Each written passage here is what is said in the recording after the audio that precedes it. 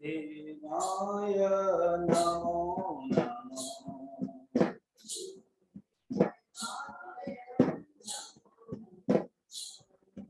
हे परमेश्वर नमो नमः।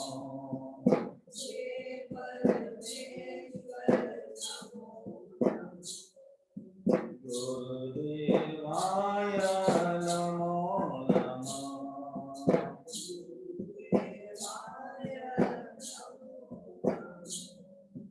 ब्रह्मा विष्णु महेश्वर रूपा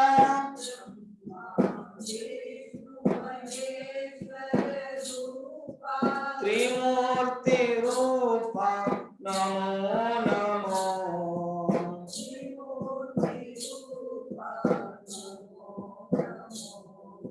त्रिगुणातीत नमो नमो।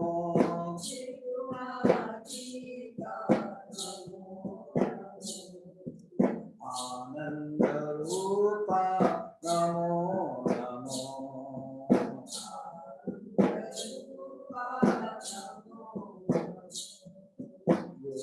गुरुदेवाय नमो नमो।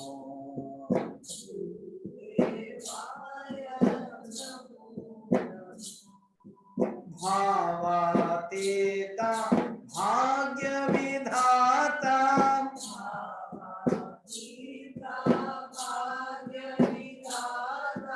भव भय हरणा नमो नमो।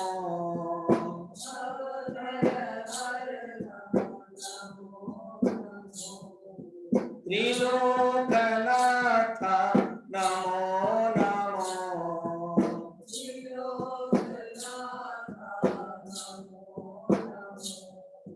चिन्मय रूपा नमो नमो।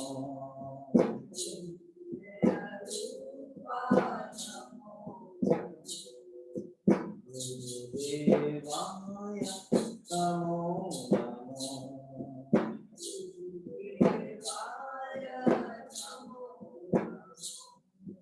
हे परमेश्वर नमो नमः।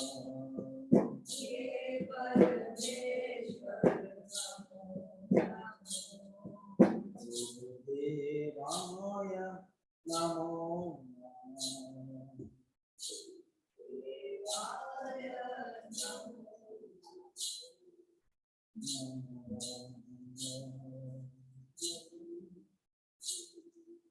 बोल सद्गुरुनाथ महाराज की।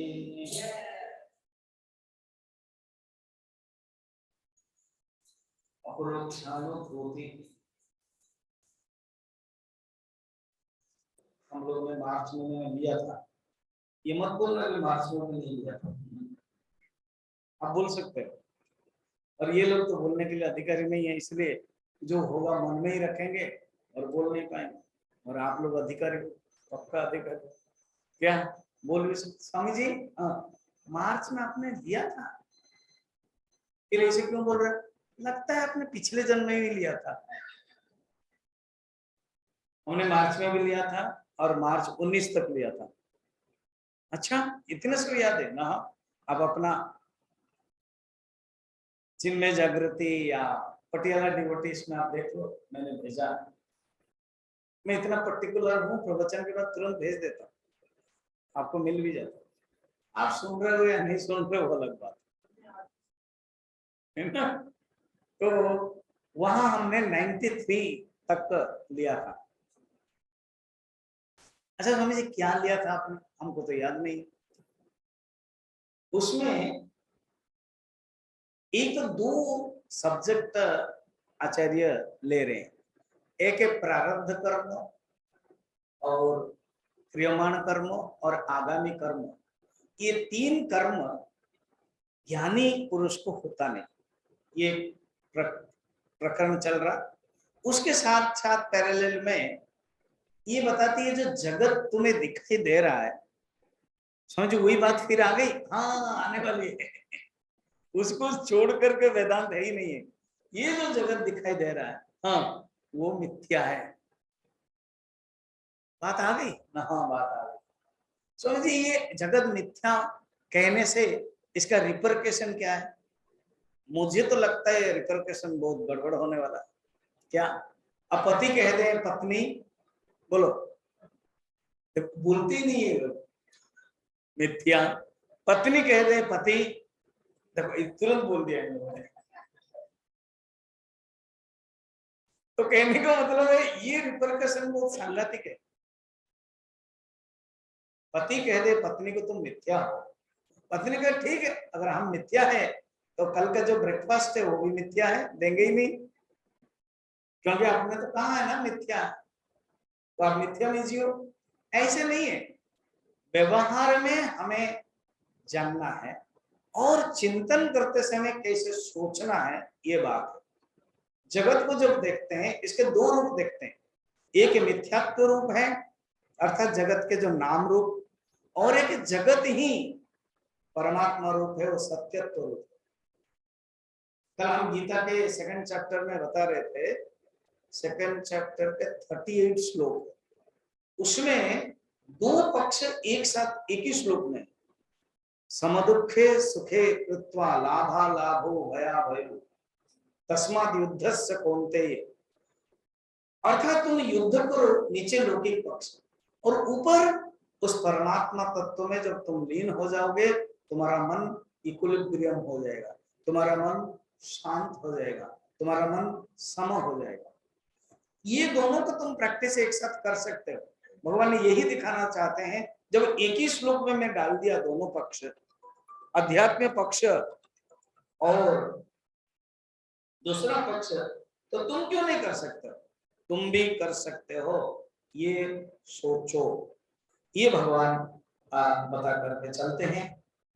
तो इसलिए यहाँ पर जो हम देख रहे हैं कि भगवान बता रहे हैं उसको अच्छी तरह से बता रहे हैं। नेक्स्ट श्लोक में जो हम लोग देखते हैं,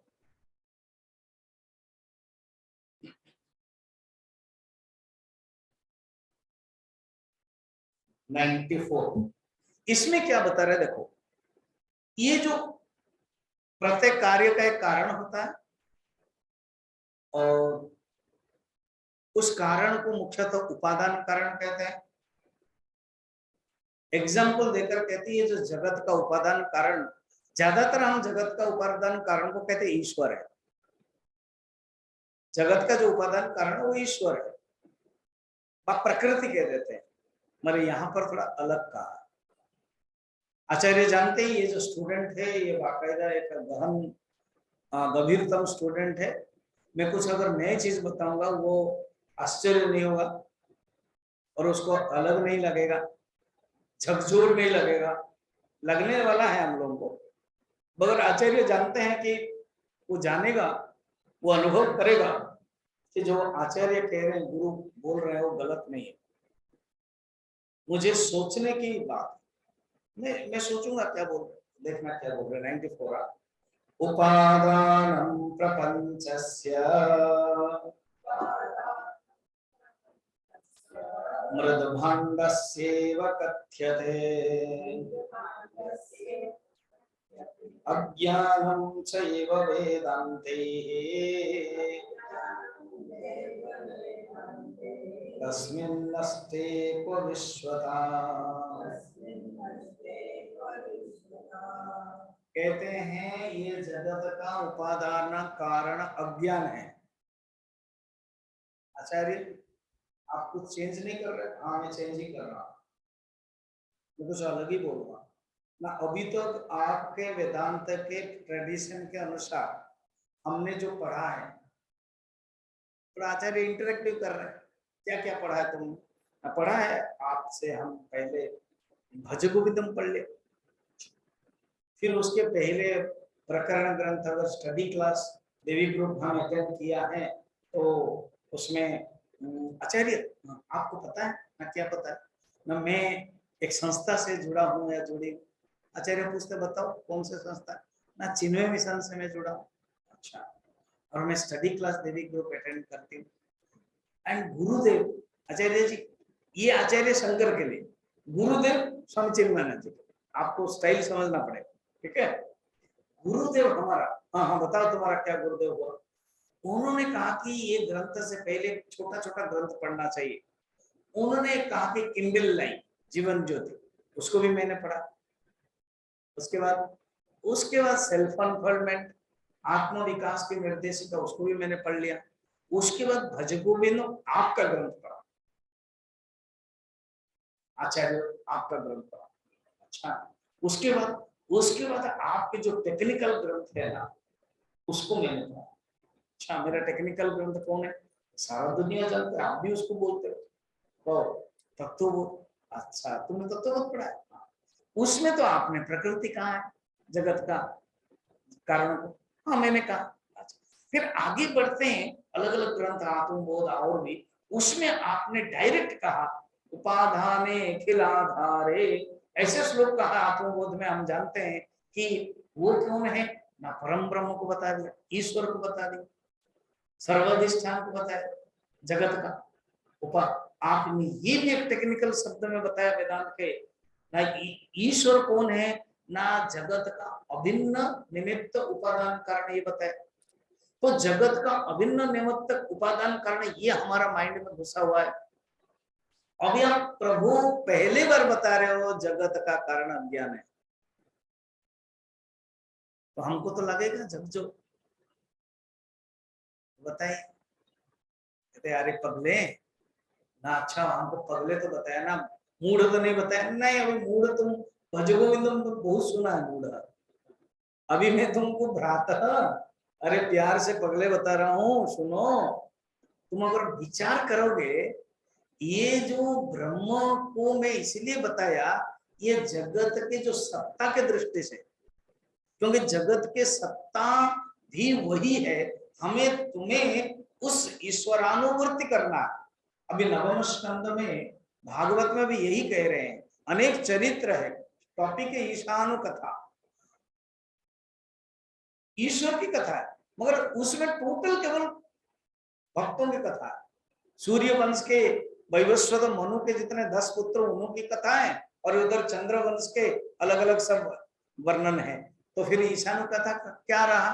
ना ना ना ना, भक्तों के जितने चरित्र है, अनेक चरित्र है, कोई वैराग्य संपन्न, कोई गुरु संपन्न, दिल्ली है, वशिष्ठ गुरु के प्रति इतने सम्मान है,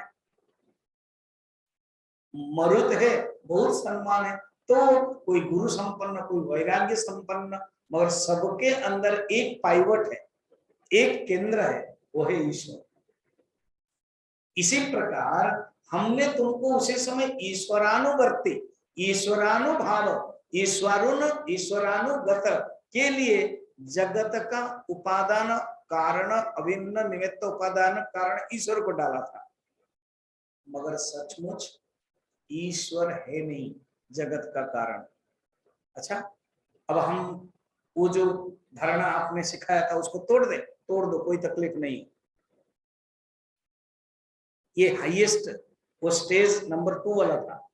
अभी नंबर 1 में जगत के जो नाम रूप तुम देखते हो ना, उसका कारण है अज्ञान। जगत के जब सत्ता देखते हो ना, उसका कारण है ईश्वर है। इसलिए 2 भाग कर दो। अच्छा, इसी बात है ना? हाँ,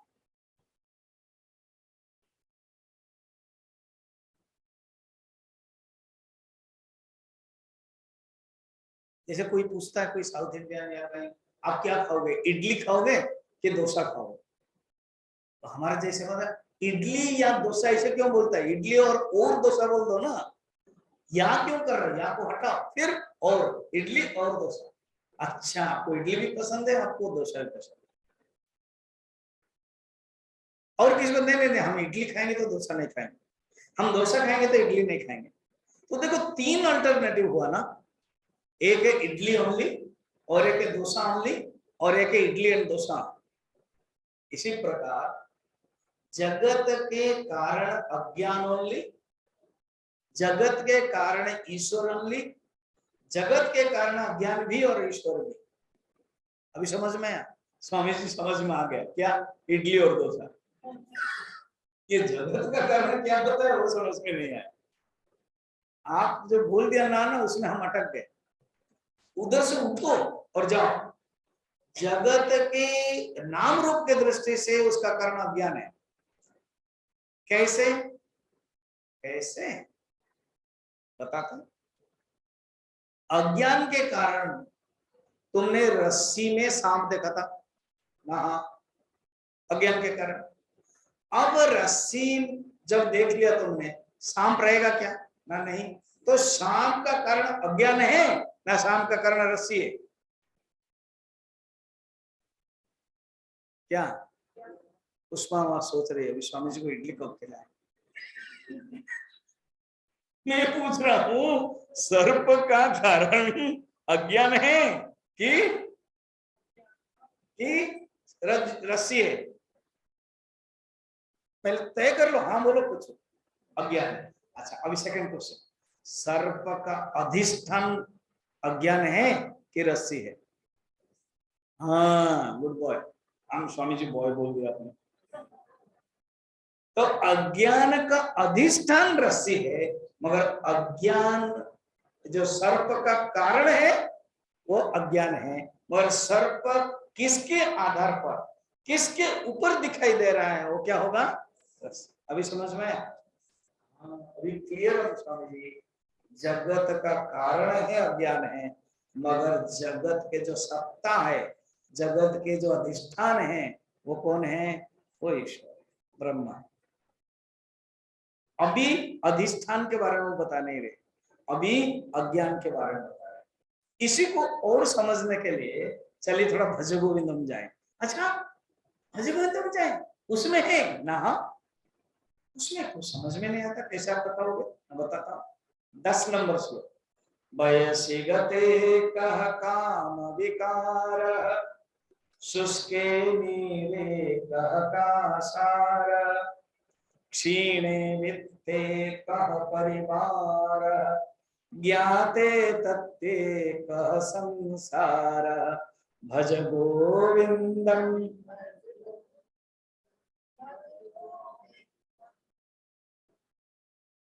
संप्राप्ते सन्निहिते काले, नहीं नहीं रक्षति दुष्कृतं।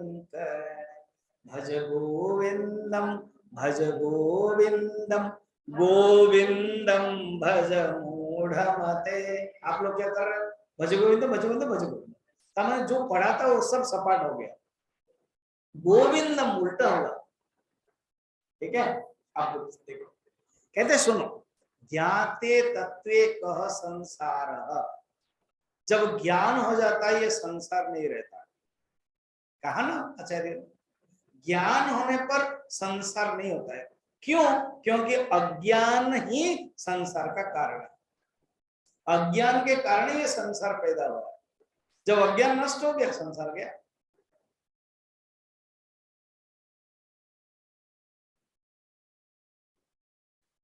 एक ब्रह्मचारी वो कुएं में बैठा था, खाना खा के सोया था, और उसमें एक बाराती गया।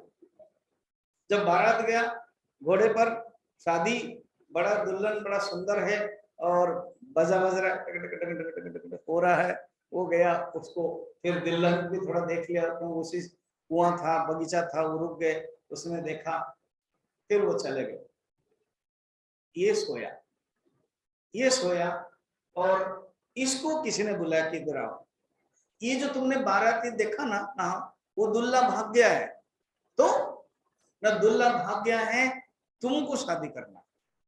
क्योंकि वो जो लड़की है ना, उसने देखा तुमको, तुमको पसंद किया, तुम आओ। ठीक है, उसके तो मन में था ब्रह्मचर्य, वो गया शादी करने। जब शादी करने के लिए शादी भी कर लिया, और जो उसकी बेटा हो गया, और जो बेटा हो गया, तो जो पलंग उन लोगों ने दिया था ना, वो डबल बेड के नाम पर दिया था, वो छोटा दिया था। और इसका दो बेटे हो गए, एक बेटा एक बेटी है। तो पत्नी ने कहा थोड़ा सिरको जी, थोड़ा सरको जी। तो उसने सर का तो देखा, कुएं में गिरा। क्योंकि ये सब क्या था? स्वप्न था। तो जब तक स्वप्न है तब तक उसकी शादी, उसके लड़का, उसकी लड़की, उसके बारात, बाकी सब सत्य था। जब जग गया तो वो सब क्या हो गया? कुएं में गिर गया। वो जो सत्य है वो आ गया है, बाकी सब झूठा हो गया। ज्ञाते तत्वे कह संसार, उसके समझाने के लिए इसको ना आचार्य ने तीन तीन एग्जाम्पल दिया। क्या? वयसी गते कह काम विकार, बुढ़ा होने पर ये जो कामना है वो विकार वो नहीं रहता है। देखो काम रहता है मगर काम का जो विकार है, जो एक्सप्रेशन वो नहीं रहता, तुम कर नहीं पाते। काम के एक्सप्रेशन यंग शरीर में ही हो सकता है। फिर शुष्के नीरे कह कासार, कासार माने तालाब है, और पानी नहीं है तो इसको क्या बोलोगे तालाब? तालाब बोलते जाओ और वो फायदा नहीं देगा। गर्मी के दिन अभी गर्मी है, अन्ना सागर, गुरुदेव एग्जाम्पल देते थे इसका। चेन्नई का कोई अन्ना सागर है तो उसमें पानी सूख जाता है, और गुरुदेव के समय तो सूखा था। अभी अगर गवर्नमेंट कुछ पानी इरिगेशन व्यवस्था किया होगा तो रहा हूं, नहीं तो वो भी सूख गया होगा। तो शुष्के नीरः कह अन्ना सागरः, यही होगा ना। कह कासार, कासार बनता। फिर क्षीणे वित्ते कह परिवार, देखिए परिवार को इकट्ठा करने के लिए और परिवार को चलाने के लिए चाहिए पैसा। पैसा खत्म तो परिवार के लोग, पत्नी बोलेगी ठीक है, वो माघ सीरियल में था ना, माघ की पत्नी बोल रही है ठीक है हम जा रहे मायके, जब वो भी सब खत्म हो जाएगा आ जाइए मायके के पास, हमारे घर आ जाइए तो हम तो आपको खिलाने के लिए और रहने के लिए जगह दे देंगे, है ना। उससे तो इतना ही लेना है। क्या अर्थ है? जहां तक धन संपत्ति है वहां परिवार है, धन संपत्ति खत्म परिवार भी खत्म। पत्नी भी बोलते बस तुम जाओ कहीं से विदेश से पैसा कमा के लाओ, बेटा भी बोलता है, बेटा को भी भगा देते यहाँ पढ़ रहोगे जाओ। इसी प्रकार एक कार्य कारण संपर्क, कारण अभाव से कार्य अभाव, इसको सूत्र याद रखो। कारणे अभावे कार्य अभाव, जहां कारण नहीं रहता है वहां कार्य भी नहीं रहता। तो अज्ञान है कारण, और अज्ञान कारण है जो संसार के लिए, कारण ही चला गया संसार नहीं है, इसको ये कहते हैं अज्ञानम चैव वेदांते तस्मिन् नस्ते को विश्वता, अज्ञान के कारण नहीं रहता है। जैसे देखो एग्जाम्पल देते हैं, यथा रज्जुं परित्यज्य सर्प गृह्णाति वै भ्रमान्, तद्वत् सत्यमविज्ञाय जगत् पश्यति मूढ़धीः। मनुष्य जब अज्ञान के कारण भ्रमवश सर्प को नहीं देखते, रज्जु को नहीं देखता तो देखता किसको? सर्प को। रस्सी को नहीं देखता तो देखता किसको? सर्प को। सर्प माने सांप, तो रस्सी रज्जु नहीं देखता है तो सांप को देखता है, ठीक। और वो भ्रम के कारण, सत्य को न जानने पर ही मूढ़ बुद्धि को संसार दिखाई देता है। अगर सत्य को जानता है तो आत्मा ही सत सत सत सत सत दिखता है। सत्य ही अधिष्ठान, सत्य के ऊपर ही सुप्रीम कोर्ट करके बैठा हुआ है, ये जान। जब सत्य जान लिया तो संसार और नहीं, दो चीज नहीं हो सकता है, सत्य भी हम देखते हैं संसार भी देखते हैं, नहीं।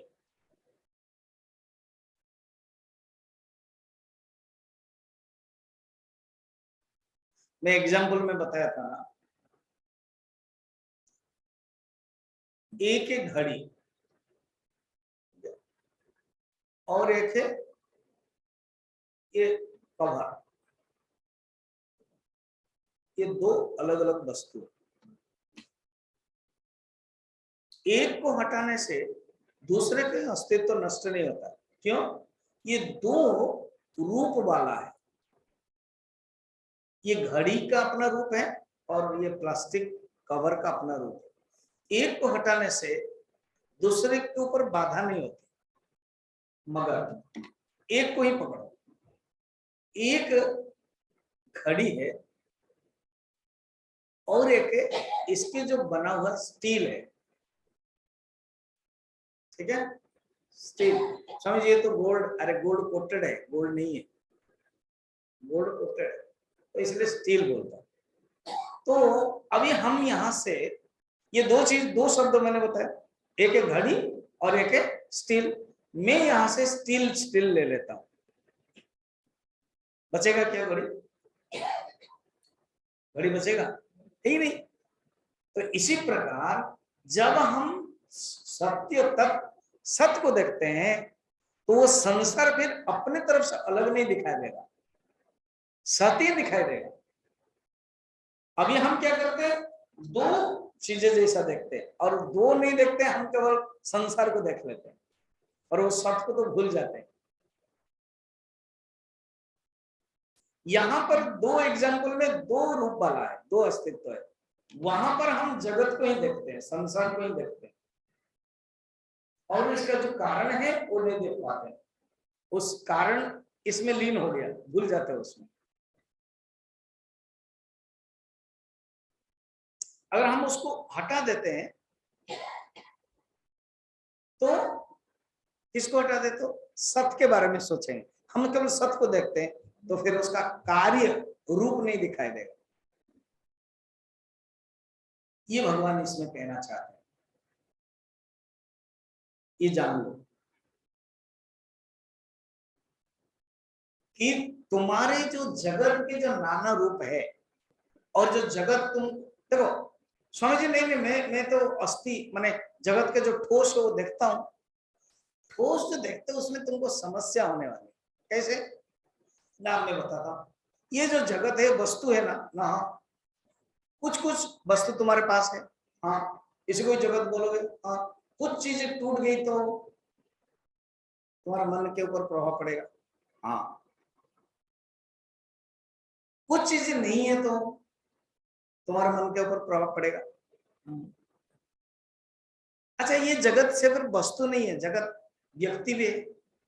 कुछ व्यक्ति तुमको पसंद करते हैं तो मजा आता है, नहीं पसंद करते तो मजा नहीं आता। ये सब चलता रहेगा संसार में। अच्छा, और यही दुख का कारण है। अच्छा, अगर तुम परमात्मा को देखोगे, अर्थात जो जिस वस्तु के कारण तुम खुश हो रहे थे वो भी परमात्मा, जिस वस्तु खो गया है दुखी हो रहे थे वो भी परमात्मा, सब परमात्मा परमात्मा देखोगे, तुम्हें खोना, तुम्हें पास आना, ये कुछ भी फर्क नहीं पड़ेगा, क्योंकि तुम जगत को नहीं देखते हो, रूप को नहीं देखते हो, तुम सत्य को देखते हो। इसीलिए वेदांत कहता है सत्य को देखो, कारण को देखो। ये जो नाम रूप तुम देख रहे हो वो केवल आभास मात्र है, सुपर इम्पोज है, एक क्रिस्टल है, शिवलिंग है। तुम जब आंख बंद कर देख रहे थे तुरंत सफेद था, तो आंख बंद किया, भगवान शंकर ने आपको नमस्कार करता, नमामि ईश ईशानम रूपम निर्वाण रूपम स्तुति जैसे कर रहे हैं। अब जब आंख खोल दिया देखा कि स्फटिक लाल हो गया।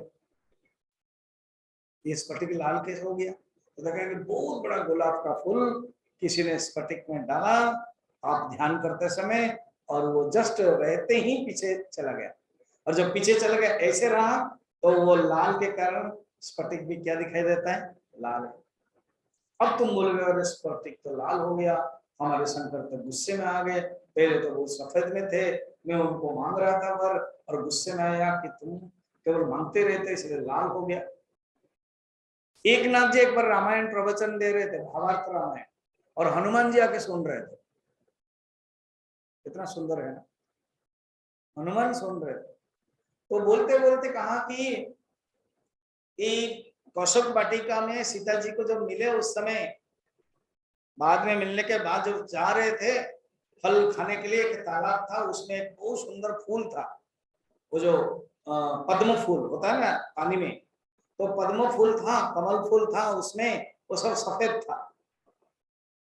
तो वो एक ब्राह्मण बन करके आए थे हनुमान जी, कहते पंडित जी सफेद नहीं था, वो लाल था।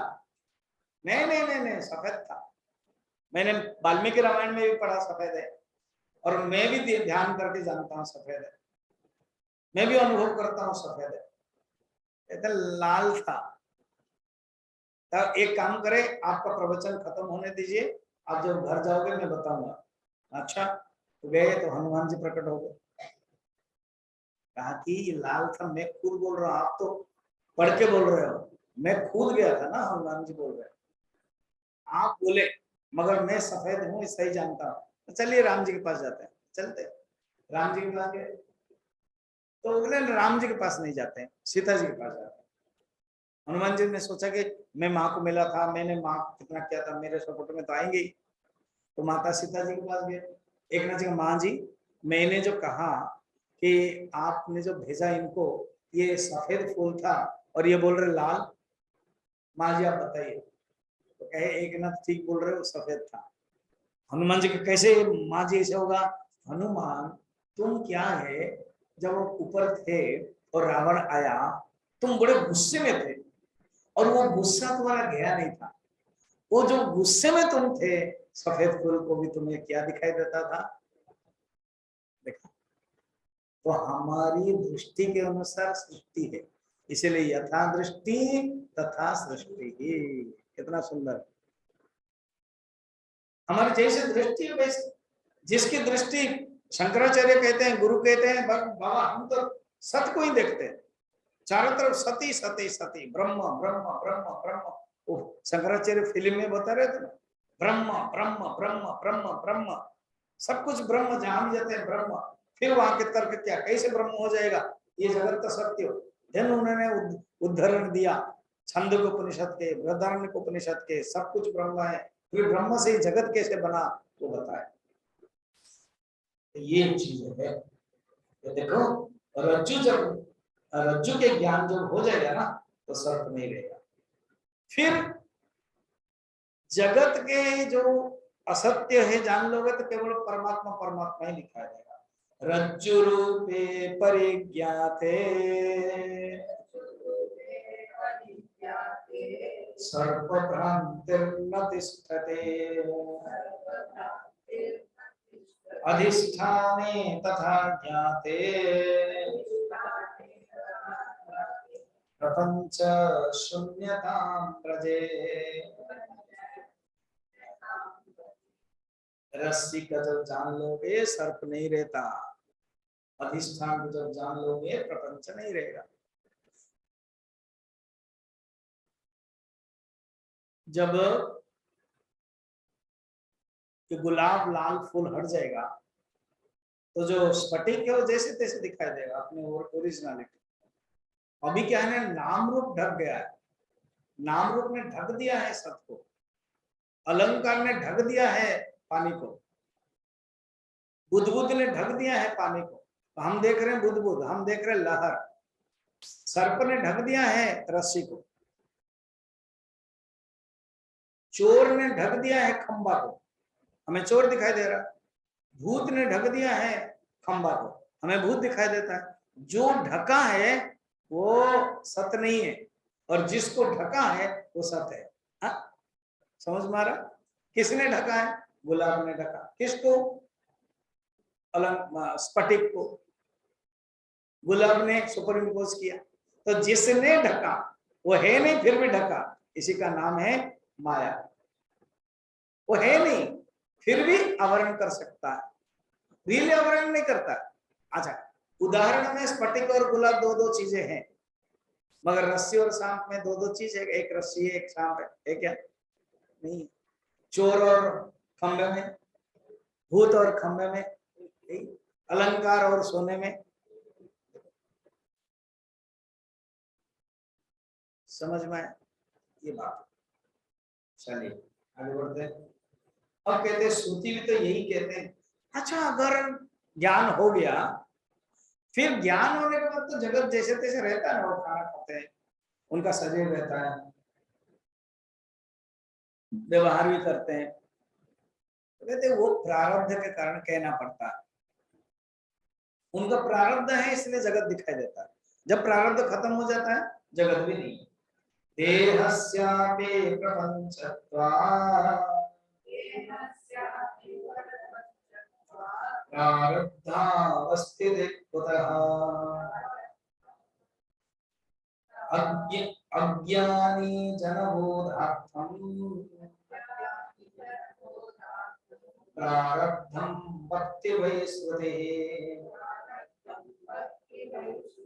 श्रुति वेदांत उपनिषद में अज्ञानी लोगों को समझाने के लिए कहते हैं प्रारब्ध है, क्योंकि जितना श्रुति उस ज्ञानी के लक्षण बताने के बाद भी अज्ञानी बोलता है हमें तो दिखाई दे रहा है वो जा रहे हैं खा रहे हैं, आप कैसे कह रहे हो कि वो वे ज्ञानी ज्ञान होने के बाद हट गया, हमें तो जैसे तैसे दिखाई दे रहा है, तो ये कैसे संभव हो, ये आप बताइए। तब तो कहते देखो ये अज्ञानी को समझाने के लिए कह रहे हैं देह भी प्रपंच है, उनके दृष्टि से देह नहीं, फिर प्रारब्ध कैसा रहेगा, देह का कारण ही तो प्रारब्ध है। रमन महर्षि कथा कहते हैं एक पुरुष के 3 पत्नियां थी, संभव है, मुस्लिम धर्म में तो 3 का और ज्यादा होता है, संभव है। एक पटियाला में, अब हम पटियाला में रहते तो पटियाला का ही एग्जाम्पल देते, एक पास में दिल्ली में और थोड़ा कोलकाता में, इस 3 शहर में ही रख लेते हैं, कल 3 ही है ना, तो एक पटियाला में है, एक दिल्ली में है, कोलकाता में। वो बिजनेस है। मैं जब आ रहा था एक आदमी मेरे पास बैठे थे, फोन लग रहा थे, रूम ऐसे, तो मैंने जान लिया इनका रूम है मीन्स ये होटल है। तो फिर मैंने पूछा आप कहाँ उतरेंगे, लुधियाना में। आपका क्या लुधियाना में होटल बिजनेस है क्या, जस्ट सेकंड वाक्य में उन्होंने कहा हाँ स्वामी जी, शिमला में भी है, हरिद्वार में भी है और ऋषिकेश में, ये 3 जगह मेरा है अपना, और लुधियाना में, मगर बाकी मेरा अलायंस है, अलायंस समझ रहे हो, लगभग 30-40 जगह पर है, ठीक है। तो फिर उसके बाद होटल का नाम बताएंगे, बताया, मैं अपना मोबाइल में देख लिया, ये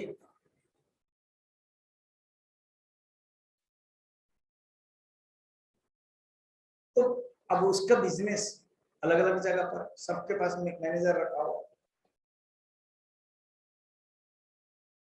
मैंने तो मैनेजर के साथ सीमित कर दिया। ऐसे ही आदमी, उसका नहीं, हाँ ऐसे ही आदमी 3 जगह पर 3 पत्नियां हैं, ठीक है। तो वो कभी बिजनेस में वहां जाता है पटियाला में जहां रहता है, फिर बॉम्बे जाता है, दिल्ली जाता है, फिर कलकत्ता जाता है। अच्छा वो मर गया, स्वामी जी आप उसको मार भी देते हो, अरे कल्पना कहानी है, इसमें क्या प्रॉब्लम है, वो मर गया, सचमुच मार नहीं देता हूँ, मर गया। जब मर गया तो पटियाला के जो पत्नी है वो बोलेगी मैं तो विधवा हो गई, कोलकाता वाली भी वो बोलेगी विधवा हो गई, दिल्ली वाले भी बिल्कुल नहीं बने हुए, क्यों, हमारा सरकार ही ऐसा है, कब हाँ कब ना, फिर इसीलिए हम क्या कहेंगे ना, बिल्कुल हम विधवा नहीं हुआ, होगा क्या बताओ। आप आदत तो बहुत कर लेते हो, फिर झूठा भी हो जाते हो, मगर ऐसे यहाँ चलेगा नहीं है। अगर पति मर गए तो पटियाला की पत्नी भी विधवा, पटियाला कलकत्ता का पत्नी भी विधवा, दिल्ली का पत्नी भी विधवा। इसी प्रकार जीवात्मा के 3 पत्नियां हैं, एक है प्रारब्ध, एक है आगामी और एक है क्रियमाण। ये जीवात्मा का ही, जीवात्मा के ही 3 कर्म है। जब जीवात्मा ही नष्ट हो गया तो क्या कह सकते हैं प्रारब्ध है, तो आत्म तत्व दृष्टि से वो प्रारब्ध नहीं है। ये नहीं कह सकते जीवात्मा एक आदमी मरने के बाद 2 पत्नी विधवा हो सकती है और तीसरी पत्नी नहीं होगी, ये नहीं हो सकता। नहीं नहीं नहीं, क्योंकि टोटल जो अकाउंट है ना वो दिल्ली में है, वो तीसरी पत्नी कनेक्ट कर रही थी, इसलिए ये विधवा तो हो नहीं सकते। अरे सब अकाउंट वो ले लेगी और विधवा तो होना ही पड़ेगा उसको, वो तो खुश भी हो जाएगी गया और सब अकाउंट मेरे पास। तो जीवात्मा जब मरता है तो प्रारब्ध भी नहीं रहता, मगर क्योंकि जीवात्मा ज्ञान प्राप्त करने के बाद, एग्जाम्पल में क्या है, जीवात्मा मर गया, असलियत में क्या है, जीवात्मा का अहम तक तो मर गया, मगर ये जो देह है वो रहा है, वो देह में ही वो जीवन मुक्त के रूप में रहा है। तो देह देखने के कारण हम कहते हैं प्रारब्ध, ये अज्ञानियों को समझने के लिए बताया, असली रूप में उनको कोई प्रारब्ध नहीं है। उपनिषद में भी है, एक बार जब ज्ञान हो जाता है समस्त कर्म नष्ट होता है। जो कहानी हमने बताया उसको सिद्धांत रूप में बताते हैं। 98 क्षीयन्ते चास्य कर्माणि तस्मिन् दृष्टे परावरे बहुत्वं तन्निषेधार्थं श्रुत्वा गीतं च यस्य पुटम् यस्पुटम् क्षीयन्ते चास्य कर्माणि एक श्लोक है मुंडक उपनिषद के। मूल श्लोक क्या है? भिद्यते हृदय ग्रंथे छिद्यन्ते सर्व संशयाः क्षीयन्ते चास्य कर्माणि तस्मिन् दृष्टे परावरे। ऊपर श्लोक का छोड़ करके नीचे वाला श्लोक का उद्धृत किया। ऊपर क्या है? भिद्यते हृदय ग्रंथे ही, एक बार परमात्मा को देख लेने पर तस्मिन् दृष्टे परावरे, तस्मिन् दृष्टे परमात्मा को देखने के पर, पर अवर, अवर पर से परे है वो जो परमात्मा, उसको देख लेने पर क्या है? क्षीयन्ते, उस परावर को देख लेने पर क्षीयन्ते चस्य कर्माणि, समस्त कर्म नष्ट हो गया। ये इस श्लोक में, उसमें क्या है? भिद्यते हृदय ग्रंथि, समस्त ग्रंथि नष्ट हो गए। भिद्यते, टूट गए, जो गांठ थी ना वो गांठ सब छूट गए, टूट गए। और छिद्यन्ते सर्व संशया, सब संशय नष्ट हो गया, छिद्यन्ते हो गया, सब छिद्यन्ते से हो गया। अच्छा, बहुतम तम निषेधार्थम श्रुत्वा, ये केवल प्रारब्ध कर्म का निषेध करने के लिए ही बहुवचन का प्रयोग किया गया। देख लो, कर्माणि माने 3 प्रकार के कर्म है, वो सब नष्ट हो गए। ये नहीं कि 2 कर्म है, क्रियमाण कर्म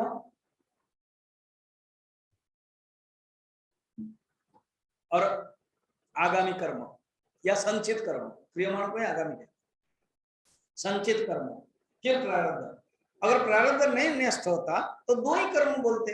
बहुवचन में क्यों बताया? बहुवचन होता है 3, द्विवचन होता है 2। तो कहते हैं देखो यही प्रमाण है। शंकराचार्य कहते हैं व्याकरण की दृष्टि से कि ये जो कर्म है नष्ट होते हैं, प्रारब्ध भी।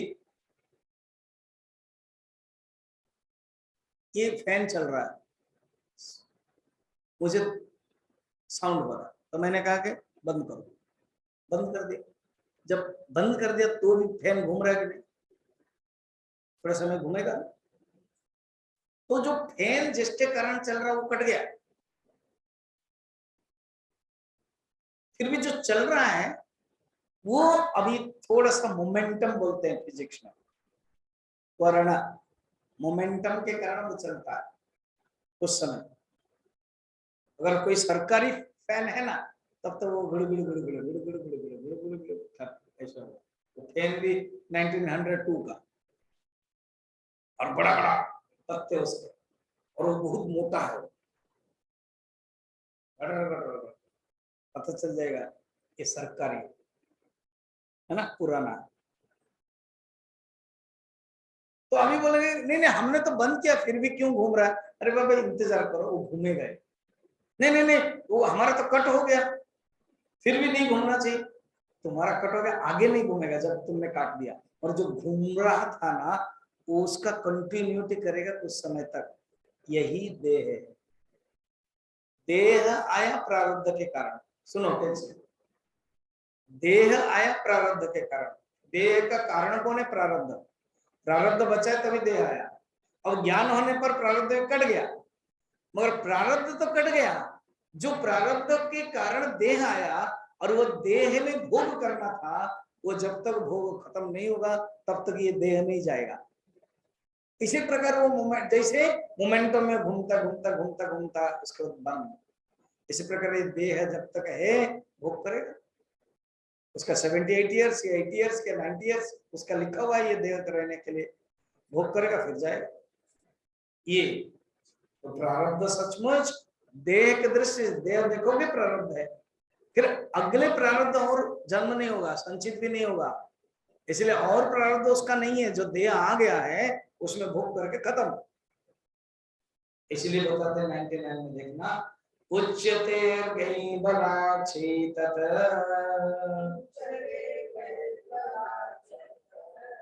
तदानर्थ द्वयागमः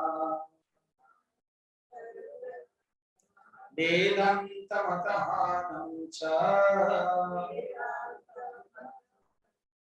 यतो ज्ञानमिति स्मृतिः।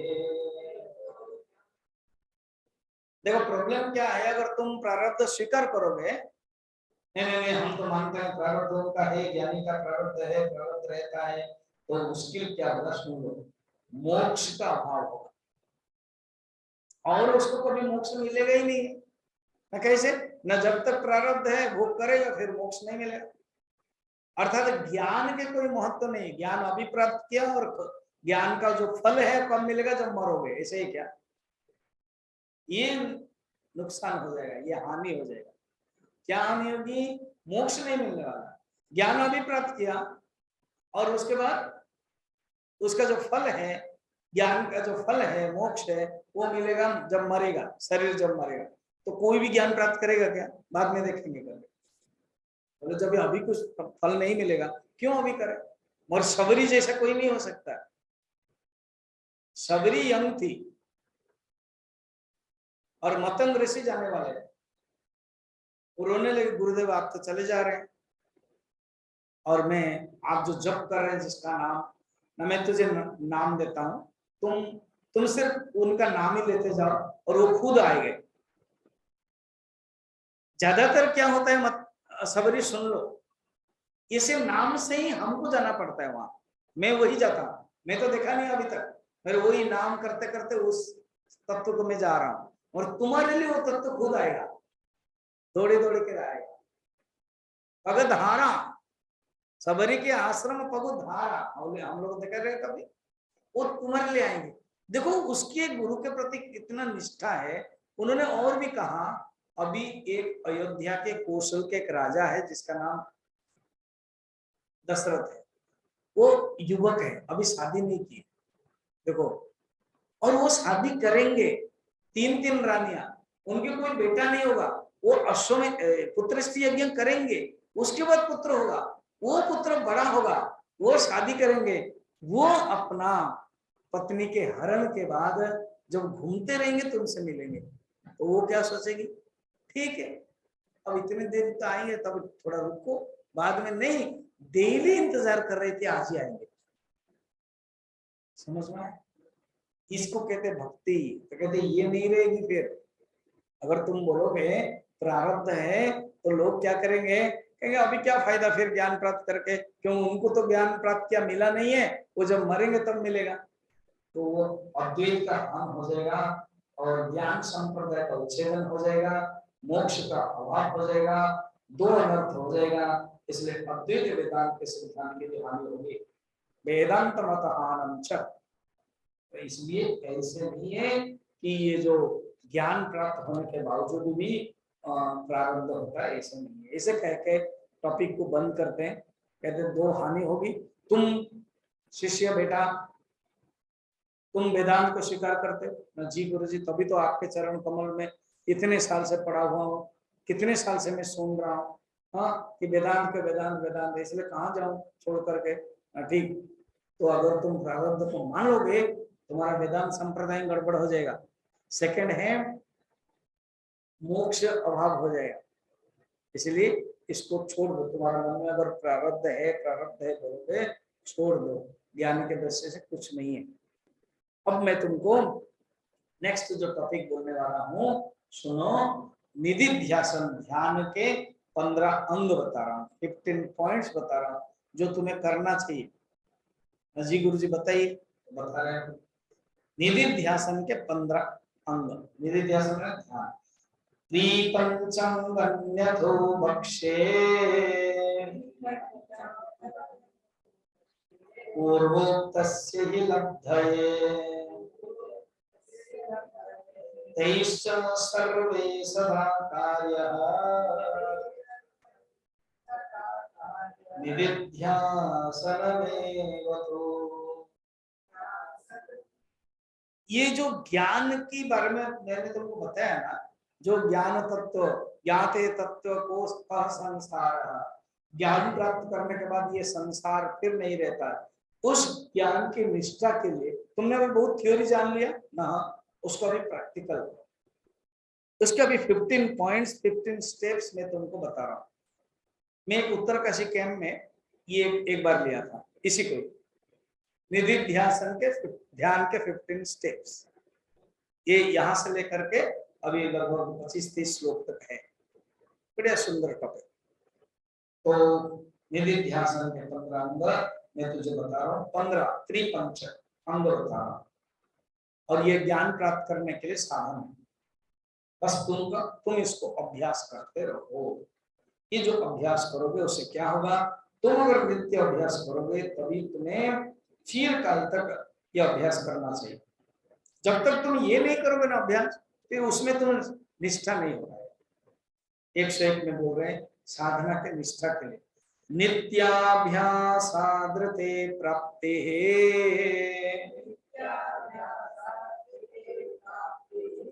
नभेदेत सच्चिदात्मनः तस्मात् ब्रह्मा निधिध्यासे जिज्ञासो श्रेयसे चिरम। तुम अभ्यास अगर नहीं करोगे उसी आत्मा में स्थिति नहीं रह पाओगे। तुमने जान लिया तो मैं ब्रह्म हूं, परोक्ष ज्ञान, और उस परोक्ष ज्ञान ब्रह्म हूं, उसी स्थिति जानने के लिए तुमको बार बार अभ्यास करना पड़ेगा, और अभ्यास चिरकाल तक करना चाहिए। नहीं अभ्यास कब तक करूं? गुरुजी थोड़ा ऐसे देखा, डर गया, हाथ जोड़ा, तेरा मैं गुरु कान पकड़ा।